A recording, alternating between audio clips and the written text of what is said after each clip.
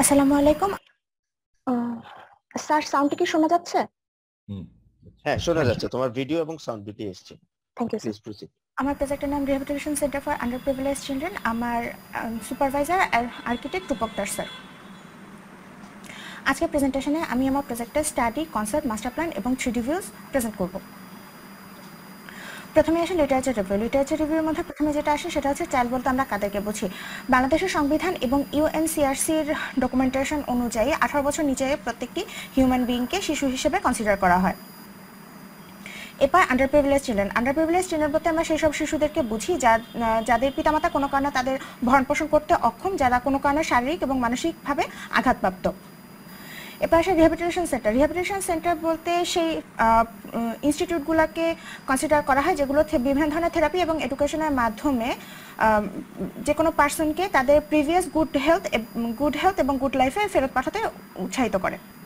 Child friendly এনভায়রনমেন্টের মধ্যে আছে bright এবং অ্যাট্রাকটিভ ডেকর, শিশুদের উপযোগী ফিক্সচার্স এবং ফিটিং, রুমের মধ্যে ন্যাচারাল লাইট, ভেন্টিলেশন ইত্যাদি।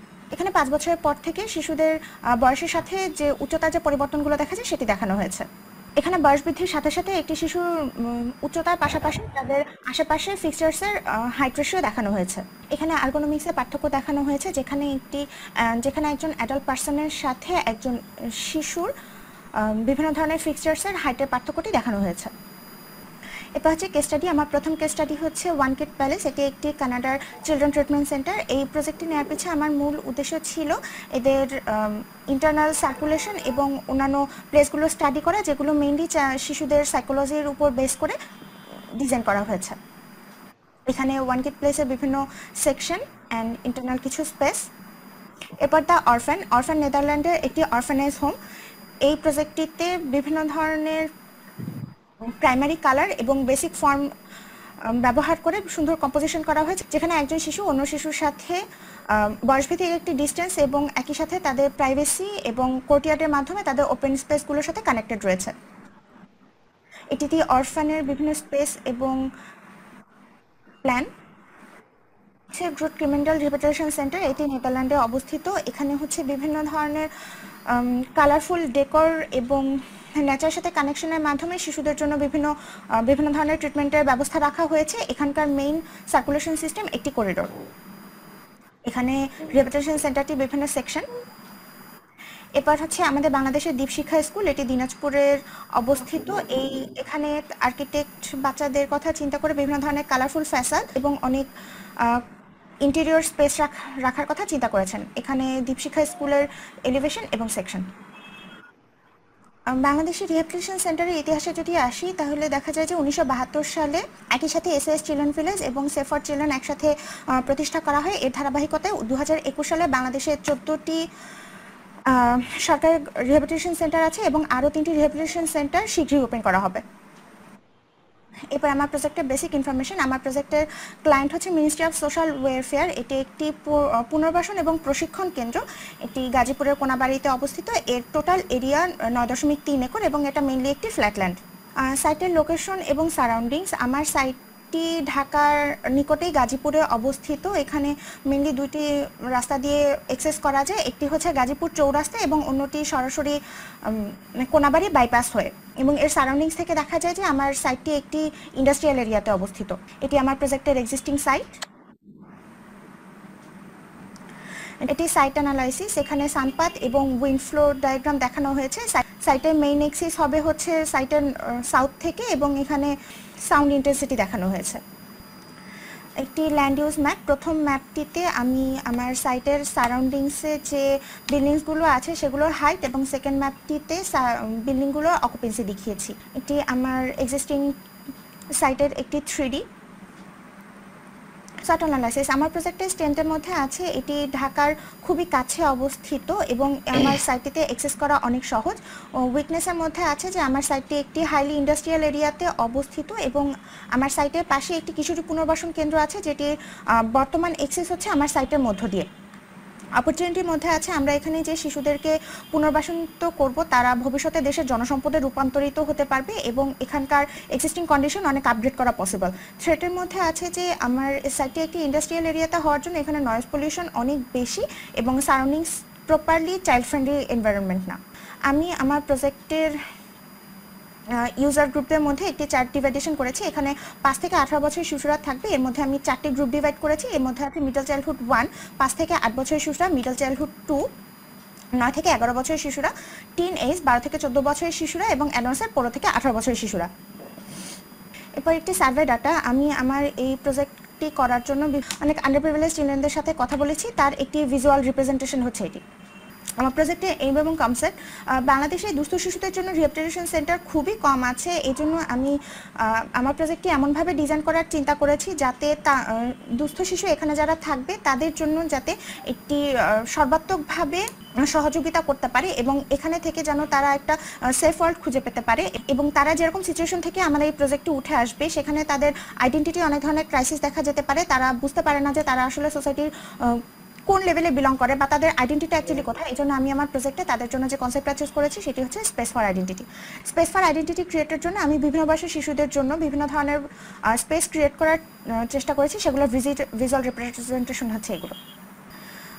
আমার প্রজেক্ট এক্সিস্টিং সাইটে বিভিন্ন ধরনের গাছ আছে এবং একই সাথে আমি চেয়েছি আমি যে ডিজাইনটি প্রপোজ করবো সেখানে যাতে অনেক ধরনের গাছপালা থাকে এবং এই গাছপালার মাধ্যমে যে ফনা কমিউনিটি এখানে অ্যাট্রাক্ট হবে তাদের মাধ্যমে যাতে নেচারের সাথে অনেক বেশি কানেক্টেড ফিল করে। এটি হচ্ছে প্রপোজ ট্রি কমিউনিটি এবং এক্সপেক্টেড ফনা কমিউনিটি একটি চার্ট। আমার প্রজেক্টে কোথায় কোন ধরনের গাছ থাকবে সেটির একটি ভিজুয়াল রিপ্রেজেন্টেশন। আমার এই প্রজেক্টে মেইনলি উড, বাঁশ, ব্রিক, মাটি, বিভিন্ন ধরনের গাছ এবং কংক্রিট ইউজ করা হবে। এর মধ্যে কংক্রিট ইউজ করা হবে রুফ কনস্ট্রাকশনে, স্ট্রাকচার থাকবে ফ্রাইড ব্রিকের, বিভিন্ন ধরনের ব্লাইন্ডার থাকবে বাঁশের এবং ফাউন্ডেশন কংক্রিটের হবে। আমার প্রজেক্টের প্রত্যেকটি জায়গায় প্রপার ভেন্টিলেশন এনশিওর করার জন্য আমি ক্রস ভেন্টিলেশন করার চেষ্টা করেছি এবং সাস্টেনেবল থিঙ্কিং থেকে হচ্ছে প্ল্যাটফর্ম এবং ওয়াকওয়েগুলো পারমিয়েবল ম্যাটেরিয়ালের চিন্তা করেছি। এটি আমার প্রজেক্টের পলিসি। আমার প্রজেক্টে বিভিন্ন ধরনের চাইল্ড ফ্রেন্ডলি প্রোগ্রাম থাকবে এবং চাইল্ড পার্টিসিপেশন প্রোগ্রাম থাকবে যার মধ্যে উল্লেখযোগ্য হচ্ছে স্কুল, বিভিন্ন ধরনের ট্রেনিং নেওয়ার জন্য একটি ট্রেনিং সেন্টার, তাদের জন্য হেলথ এবং কাউন্সিলিং সেন্টার। আমার প্রজেক্টের এন্ট্রি হচ্ছে সাউথের এই মেইন রোডটা থেকে। এখান থেকে এন্ট্রি হয়ে প্রথমেই একটি সেন্ট্রাল কন্ট্রোলের মাধ্যমে সামনে যাবে এবং প্রথমেই যে জায়গাটা পাবে সেটা হচ্ছে একটি অ্যাডমিন থেকে এপাশে সামনে গেলে একটি ট্রেনিং সেন্টার থেকে সামনে এগিয়ে গেলে একটি হেলথ এবং কাউন্সিলিং সেন্টার, তারপরে হচ্ছে অ্যাডমিন পার্সোনালদের জন্য রেসিডেন্স, এরপর হচ্ছে স্টুডেন্টস রেসিডেন্স এবং স্টুডেন্টদের ডাইনিং ফ্যাসিলিটি, এর পিছে আছে হচ্ছে অ্যাডমিন এবং স্টাফ পার্সোনালদের জন্য একটি ডর্ম। স্টুডেন্টস রেসিডেন্স থেকে সামনে এসে এখানে একটি স্কুল এবং তার থেকে সামনে এসে এখানে একটি অডিটোরিয়াম দেখা যাচ্ছে। এটি আমার প্রজেক্টের টপ ভিউ, প্রজেক্টের আইসোমেট্রিক ভিউ। এটি আমার প্রজেক্টের ইস্ট এলিভেশন এবং ওয়েস্ট এলিভেশন। ইস্ট এলিভেশনে mainly admin dorm, students residence, admin residence, school, health care centre, auditorium এবং ট্রেনিং সেন্টার দেখা যাচ্ছে। ওয়েস্ট এলিভেশনে অ্যাডমিন, অডিটোরিয়াম, স্কুল এবং স্টুডেন্ট রেসিডেন্স দেখা যাচ্ছে। এটি নর্থ এলিভেশন এবং সাউথ এলিভেশন। নর্থ এলিভেশনে mainly students residence, admin dorm দেখা যাচ্ছে, একই সাথে হেলথ কেয়ার এবং কাউন্সিলিং সেন্টার দেখা যাচ্ছে।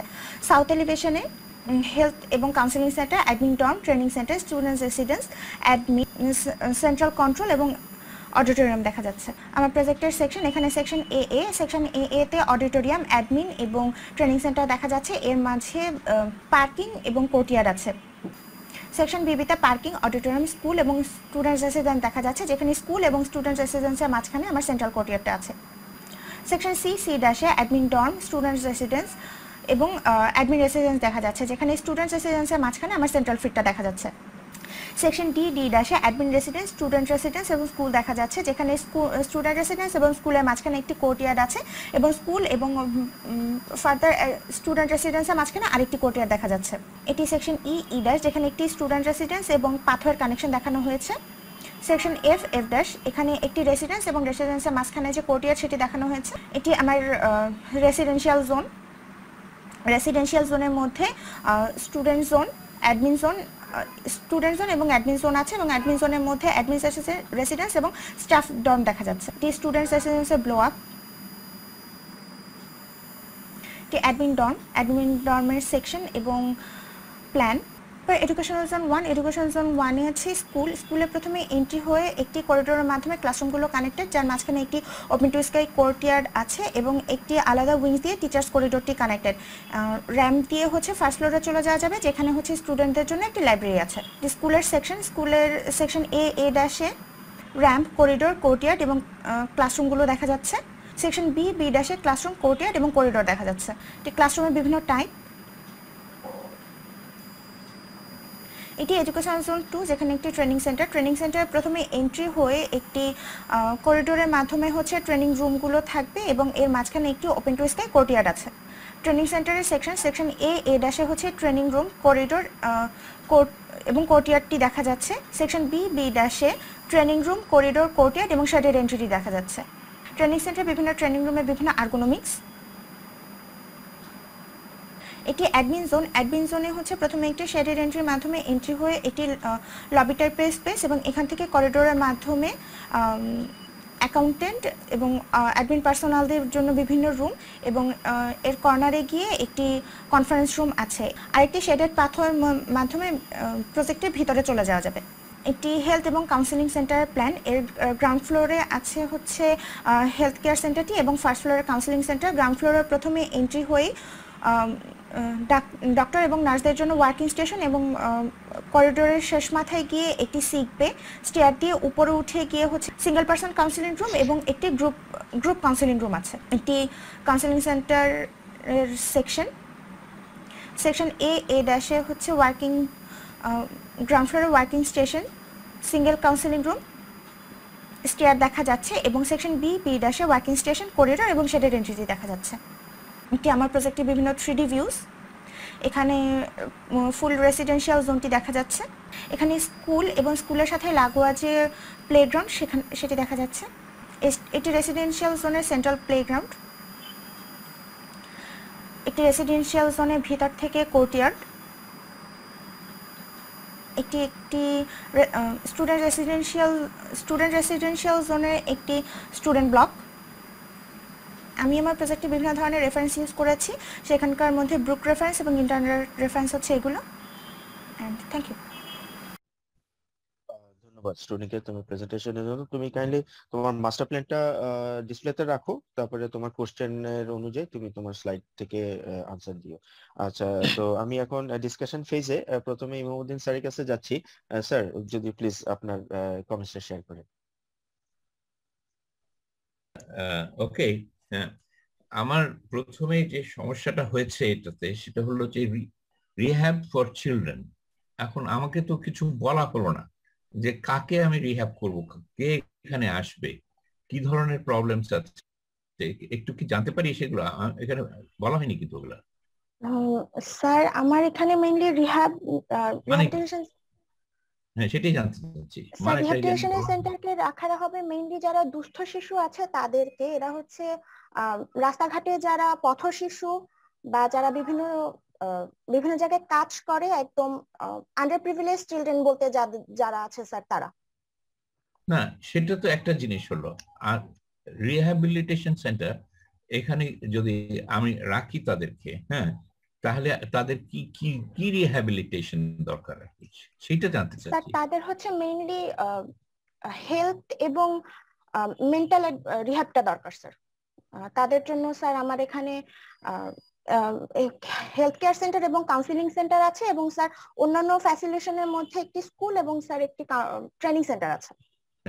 এই বাচ্চা বা অনেক বড় বয়সী দেখছি 15 থেকে 18, এরা কিভাবে এখানে আসবে এটা আমাকে একটু বুঝতে চাচ্ছিলাম, যে কি বেসিসে এরা এখানে আসবে। রাস্তা থেকে তো আমি ধরে আনছি না একে, তাই না? রাস্তা তো অনেক শিশু পড়ে আছে, কারা এখানে আসতে পারবে? স্যার, এখানে হচ্ছে বিভিন্ন সমস্যা যখন হয়, যেমন স্যার বিভিন্ন যারা একটা দোকানে কাজ করছে তাদেরকে অনেক সময় হচ্ছে রিহ্যাবে রাখার জন্য তাদের প্যারেন্টস দিয়ে যাবে বা তাদের আত্মীয় স্বজন দিয়ে যাবে, বা স্যার কিছু শিশু মাঝে মধ্যে হারিয়ে যায়। এটাই তো আমি জানতে চাচ্ছি, সারা বাংলাদেশের লোকই এখানে তার বাচ্চাদেরকে দিয়ে যাবে, কিন্তু সেটা দেওয়া হবে না। অনেক বাচ্চা যারা রেল স্টেশনে শুয়ে থাকে, তারা তো এখানে আসতে পারছে না। সেই পদ্ধতিটা আমি জানতে চাচ্ছি। স্যার যারা এরকম রেল স্টেশনে থাকে বা যে কোনো ওপেন স্থান ওপেন প্লেসে থাকে তারা স্যার এখানে আসতে পারবে, কেউ যদি হচ্ছে তাদেরকে এসে দিয়ে যায় স্যার, এটা মেইনলি ওপেন ফর অল, কেউ এখানে এসে দিয়ে গেলে তারা থাকতে পারবে, কিন্তু এখান থেকে যারা অ্যাডমিন পার্সন আছে তারা কাউকে নিয়ে আসবে না আর কি।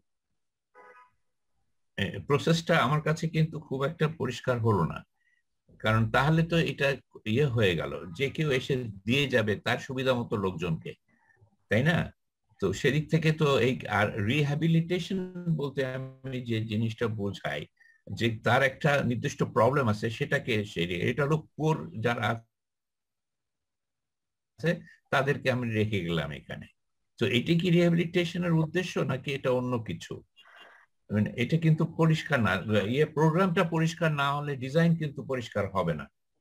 It is just few hostels, খাওয়ার জায়গা, তারপরে এক্সারসাইজের জায়গা, auditorium, it is just like any other residential school যেগুলো হয় আর কি সেরকম। কিন্তু যখন আমি বলছি যে it has to be rehabilitation for children, তখন আমাকে বলতে হবে কিসের রিহ্যাবিলিটেশন, কোত্থেকে এটা রিক্রুটেড হচ্ছে এবং কি টাইপ অফ ট্রেনিং এদের দরকার স্পেসিফিক্যালি।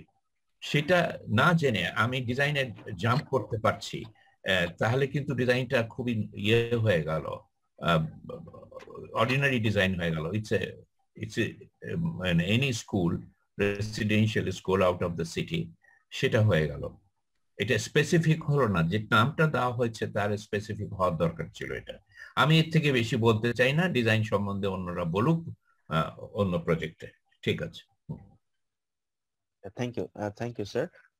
আমি তারপরে যাচ্ছি জিয়া স্যার, প্লিজ আপনি যদি কিছু শেয়ার করেন।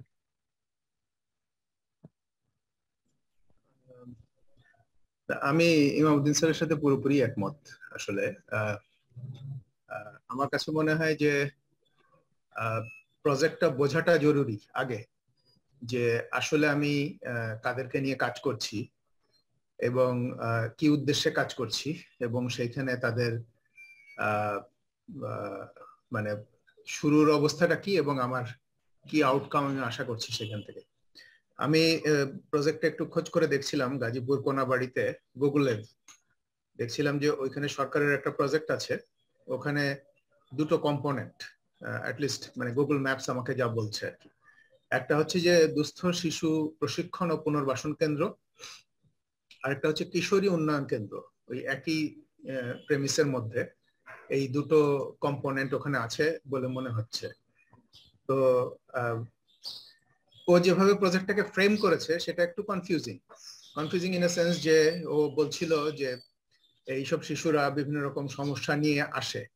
এখন এইসব শিশুরা কারা এবং তারা কি সমস্যা নিয়ে আসে, আমার কাছে মনে হচ্ছে প্রজেক্টের মূল উদ্দেশ্য আমি যদি দেখি তাহলে এটা হচ্ছে যে সেই সব শিশু যারা সমাজে আনঅ্যাটেন্ডেড অবস্থায় আছে, সেই সব শিশুকে সমাজের একটা কর্মক্ষম শক্তিতে পরিণত করা, এটাই মনে হয় প্রজেক্টের উদ্দেশ্য ছিল অ্যাপারেন্টলি, আমার কাছে যেটুকু দেখে মনে হচ্ছে। বা অন্যান্যবার এই সাইটে যে থিসিস দেখেছি আমি সেখানে এরকম একটা ব্যাপার যে এর ভিতরে পথ শিশুরাও অবশ্যই আছে, অনেক অনাথ শিশু আছে যাদের টেক কেয়ার করার কিছু নাই, এরা সমাজে তারা অবহেলিত এবং তাদের বিভিন্ন রকম স্ট্রাগলের মধ্যে দিয়ে যেতে হয়। অনেক সময় দেখা যায় যে তারা ডিরেইলড হয়, বিভিন্ন ক্রিমিনাল অ্যাক্টিভিটিতে জড়িয়ে পড়ে বা অ্যাবিউজড হয়, অনেকভাবেই অনেক সমস্যার মধ্যে দিয়ে তারা যায়। তো সেই সব শিশুদেরকে এখানে সমাজে একটা পজিটিভ কনস্ট্রাকটিভ ফোর্সে পরিণত করা, এরকম একটা উদ্দেশ্য সম্ভবত এই প্রজেক্টের ছিল। তো তা যদি হয় তাহলে জানতে হবে যে এটা আসলে কি মডেলে করা হয়। মানে এটার একটা নিশ্চয়ই সোশ্যাল মডেল আছে, যে যেই মডেলটা বা সোশিও সাইকো লজিক্যাল অ্যানালাইসিস থেকে হয়তো এক ধরনের একটা মডেল আছে, যে মডেলটা আসলে তাদেরকে ক্রমশ সেইখান থেকে একটা মানে সুনাগরিকে পরিণত করার একটা সম্ভাবনার দিকে নিয়ে যায়। তো সেই জায়গাটাতে ওই মডেলটা যদি আমরা না জানি তাহলে এটা কাজ করাটা খুব মুশকিল। যেমন আমি এসওএস ভিলেজের এক্সাম্পল দিতে পারি, যে সেখানেও যেসব বাচ্চারা এতিম তাদেরকে পুনর্বাসনী করা হয় একরকম সমাজে। তো সেটা আমরা আগের যে প্রচলিত এতিমখানাগুলো দেখি, যে ঢালাও এতিমখানার ভেতরে সেই ব্যারাকের মতো রুমের মধ্যে বাচ্চারা থাকে, তাদের সেভাবে তাদের যে আদার সোশ্যাল নিডস বা ফ্যামিলির যে নিড বা ফ্যামিলি কেয়ার যেটা দরকার ছিল সেগুলো বঞ্চিত, সেখান থেকে এসওএস মডেলটা আবার দেখায় যে না, আমরা যদি প্রত্যেকটা বাচ্চাকে একটা ফ্যামিলি দিতে পারি, সেইখানে তার একজন মা আছেন তার টেক কেয়ার করার জন্য, তার কিছু ভাই বোন আছে, এবং তারা ওই একই বাসায় একই পরিবারে তাদের মেমোরিজ আছে, তারা একসাথে বড় হয় লাইক এনি আদার চাইল্ড। এবং সেই মডেলটা অলরেডি পৃথিবীর বিভিন্ন দেশে এবং এমনকি আমাদের দেশেও যথেষ্ট সাকসেসফুলি টেস্টেড, এবং এসওএস থেকে সাকসেসফুলি বের হয়ে এসে সমাজে প্রতিষ্ঠিত এরকম ছেলে মেয়ের সংখ্যা অনেক। তো এইটা একটা আমি বলবো যে ট্র্যাডিশনাল এতিমখানার মডেল থেকে বের হয়ে এসে এসওএস চিলড্রেন ভিলেজ আরেকটা মডেল দেখিয়েছে, and that led to a different kind of architecture. তো এইখানেও এই মডেলটা যদি আমরা না জানি যে আসলে এক্স্যাক্টলি কিভাবে এই পুনর্বাসনের কাজটা করা হয়, তাহলে তো আসলে এর আর্কিটেকচারটা তখন বেসলেস হয়ে দাঁড়ায়, যে আমরা স্যার যেটা বলছিলেন যে এটা ইজ জাস্ট অ্যানাদার ইনস্টিটিউশন, যেটা আসলে কেন এরকম সেটা জাজ করা খুব মুশকিল।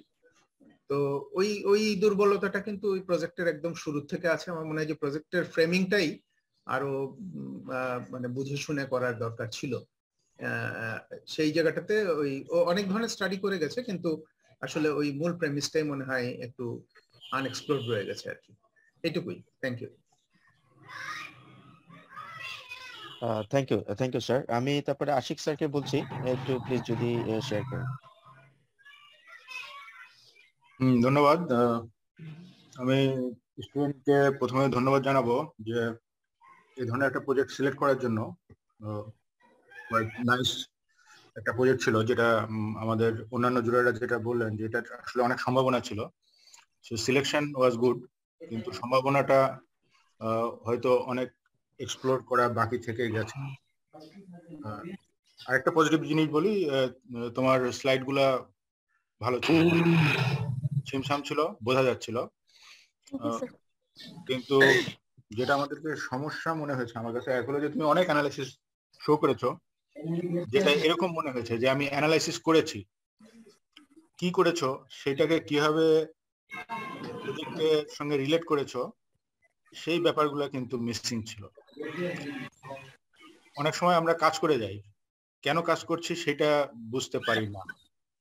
এই প্রজেক্টের মেইন সমস্যাটা আমার কাছে মনে হচ্ছে সেটাই, যে তুমি অনেক কাজ করে গেছো, বিভিন্ন জিনিস দেখেছো, বাট কেন প্রশ্নটা প্রথম থেকেই মিসিং ছিল আমার কাছে মনে হয়। তারপর এটা একটা জুরি, আমি বলবো যে এখানে this is a learning process. So এখানে তুমি আজকের জুরির মাধ্যমে অনেক কিছু শিখবা। তো আমাদের যারা সম্মানিত জুরার আগে কনসেপচুয়াল ব্যাপারগুলো নিয়ে বলেছেন, সো আমি ওইখানে আর রিপিট করব না। আমি কিছু টেকনিক্যাল ইস্যু নিয়ে আলাপ করি, because as a professional, before passing your academic learning or process, এই জিনিসগুলো একটু মাথায় রাখা উচিত সবসময়।